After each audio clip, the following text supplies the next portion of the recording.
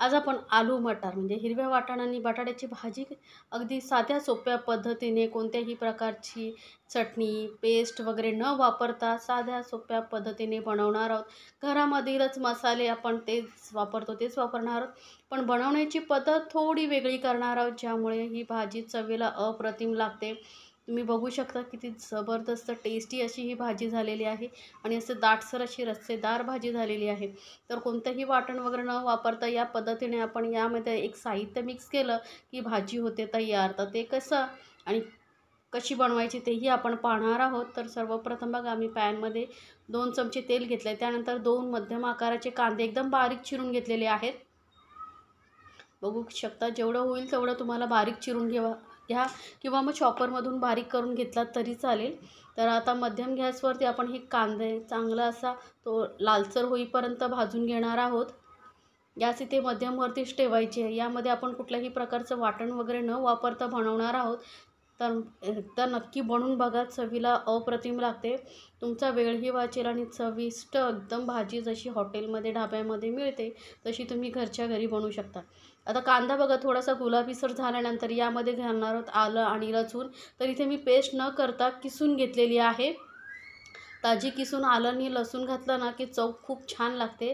तर इथे बघा एकदम किसणीवरती किसून घेऊन आपण ही आलं आणि लसूण वापरलेली आहे. ताजं आलं आणि लसूण जेव्हा वापरतो ना चव एकदम वेगळ्या प्रकारची येते. तर तुम्ही नक्की करून बघा. आता हेही आपण कांद्याबरोबर चांगलं भाजून घेणार आहोत. आता कांदा भाजते तोपर्यंत आपण मसाले एकत्र करून घेणार आहोत. तर घरामधीलच मसाले वापरणार आहोत. तर 1 चमचा मी काश्मीरी मिरची पावडर घातलेली आहे आणि कलर खूप छान येतो. नसेल तर साधी मिरची पावडर घातला तरी चालेल. पाव चमचा हळद घेतलेली आहे. सोबतच 1 चमचा धने पावडर घेतलेली आहे आणि अर्धा चमचा गरम मसाला पावडर घेतलेली आहे. याचीही लिंक माझ्या डिस्क्रिप्शन बॉक्समध्ये देते, तिथे जाऊन तुम्ही पाहू शकता. तर अर्धा चमचा किचन किंग मसाला घेतलेला आहे किंवा सब्जी मसाला असेल तोही घालू शकता. चव अप्रतिम लागते भाजीला. आणि किंवा अर्धा चमचा एवढा कसुरी मेथी घालायची आहे. कसुरी मेथी थोडी तव्यावरती गरम करून अशी याची पावडर बनवून घेतलेली आहे. चवीला छान लागतं आणि आपल्या भाजीला चांगलं दाटसरपणा आणि हॉटेलसारखी टेस्ट येण्यासाठी यामध्ये घालायचं आहे 1 चमचा बेसन. यामुळे काय होतं आपली भाजी जी असते ना चांगली मिळून येते, एकत्र दाटसरपणाही येतो. काही वेळेस बघा भाजी आपण बनवून ठेवल्यानंतर थोड्या वेळाने त्यामधलं पाणी सेपरेट होतं. असं होऊ नये यामुळे आपण यामध्ये बेसन घातलेलं आहे. आता हे मसाले चांगले मिक्स करून घेतल्यानंतर कांदाही बघा आपला थोडा लालसर झालेला आहे. असा आपल्याला हा कांदा भाजून घ्यायचा आहे. तो मध्यम गॅसवरती मध्ये मध्ये मिक्स करत आपण हा कांदा असा लालसर होईपर्यंत भाजून घ्यायचा आहे. तर कांदा आहे बघा एकदम सॉफ्ट झालेला आहे आणि मस्त असा सुगंध सुटलेला आहे कांद्याला. आता हे आपण जे मसाले मिक्स करून ठेवले होते ते यामध्ये घालून घ्यायचं आहे. या स्टेजला घातल्यामुळे काय होतं आपण जे यामध्ये बेसन घातलेलं आहे ना तेही चांगलं कांद्याबरोबर भाजलं जातं आणि त्याचा कच्चेपणा निघून गेला की चवीला आपली भाजी अप्रतिम लागते. तर या पद्धतीने नक्की करून बघा, म्हणजे तुम्हालाही फरक कळेल की रोजच्या भाजीमध्ये चटणी पेस्ट वगैरे बनवायला टाईम नसेल तर झटपट भाज्या कशा बनवायच्या. तर हे बघा मस्त असं बेसन जे आहे ते भाजलं गेलेलं आहे. तुम्हाला दिसत असेल साईडने असा फेस सुटलेला आहे बघा, मध्ये मध्ये असं फेसासारखं दिसतंय. म्हणजे बेसन भाजलं गेलं की असं फेस सुटतो. आता यामध्ये 2 मध्यम आकाराचे मी टोमॅटो एकदम बारीक चिरून घेतलेले आहेत. तुम्ही पेस्ट करूनही घालू शकता, पण आपण आज कुठल्याही प्रकारची पेस्ट न वापरता भाजी बनवतो, त्यामुळे मी कांदा आणि टोमॅटो वगैरे एकदम बारीक बारीक चिरून घेतलेले आहेत. तर टोमॅटोही आपण मिक्स करून घेतलेला आहे आणि यामध्ये आता आपण व्यवस्थित शिजवून घेणार आहोत. आपण जे बेसन घातलं आहे ना त्यामुळे भाजीला चव खरंच खूप छान येते आणि दाटसरपणाही येतो. पण 1च चमचा घालायचा आहे, जास्त घालू नका, नाहीतर भाजीची टेस्ट बिघडेल. तर आता हे सर्व साहित्य आपण चांगलं तेलामध्ये परतून घेतलेलं आहे बघा. व्यवस्थित सॉफ्टही झालेले आहे टोमॅटो. तर यावेळीच आपण यामध्ये घालणार आहोत कोथिंबीर.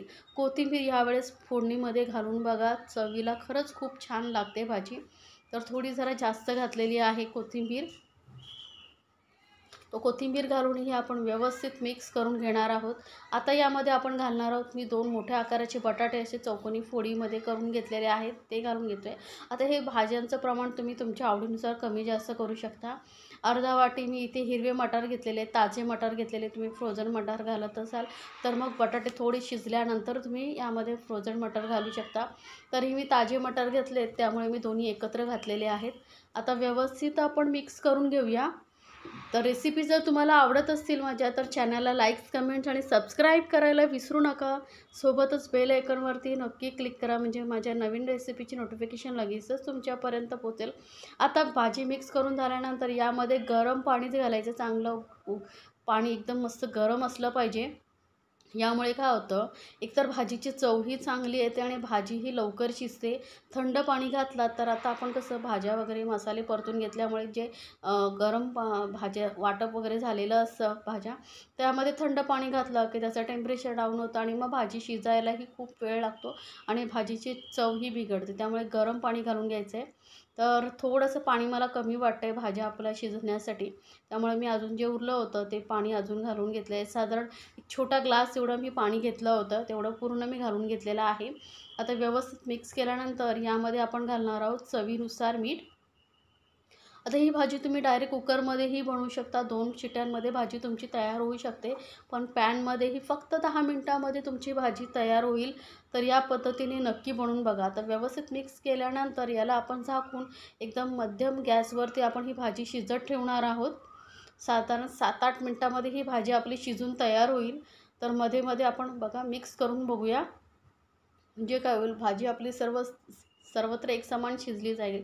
बटाटे आता हे वरती आहे ते आपण मिक्स केल्यामुळे खाली जातील आणि परत व्यवस्थित शिजले जातील एकसमान. तर मध्ये मध्ये असं तुम्ही थोड्या वेळाने मिक्स करत राहा. तर भाजीचं बघा मस्त असं दाटसरपणा आलेला आहे, बघू शकता तुम्ही, रस्सा छान असा आलेला आहे. तर परत मी 2 मिनिटांनी परत बघतेच मिक्स करून. आणि आपण आता भाजी आपली ऑलमोस्ट होत आलेली आहे बघा. रस्साही आपला थोडा आटलेला आहे. आता बटाटा आपण चेक करून बघूया बटाटा शिजला की नाही, कारण मटार तर पटकन शिजतो. तर बघूया. तर बघा बटाटाही पटकन तुटला गेला आहे आणि बटाटा मस्त शिजला गेलेला आहे. आता आपण गॅस बंद करून ही भाजी आपण गरमागरम कुठल्याही पोळीबरोबर किंवा राईसबरोबर अप्रतिम लागते. तर एकदा नक्की बनवून बघा आणि मला कमेंट्समध्ये जरूर सांगा ही भाजीची रेसिपी तुम्हाला कशी वाटली. तर गॅस बंद करून आपण ही भाजी आपण आता सर्व करूया. तर गरमागरम ही मस्त अशी पोळी भाजी बरोबर खाण्यासाठी टिफिनमध्ये देण्यासाठी एक उत्तम भाजी आहे. तर कोणत्याही प्रकारची पेस्ट वाटण न करता आपण ही भाजी बनवलेली आहे. तरी बघू शकता किती दाटसर आणि अशी मस्त रशेदार अशी आपली भाजी झालेली आहे. एकदम बाहेरून आणणं विसरून जायला आणि घरच्या घरीही साध्या सोप्या पद्धतीने कसं जेवण करता येईल, कशा रेसिपी करता येतील, त्याच्याही भरपूर रेसिपी माझ्या चॅनलवरती आहेत. भाज्यांचे बरेच प्रकार आहेत, ज्यांची लिंक मी डिस्क्रिप्शन बॉक्समध्ये देते, तिथे जाऊन तुम्ही पाहू शकता.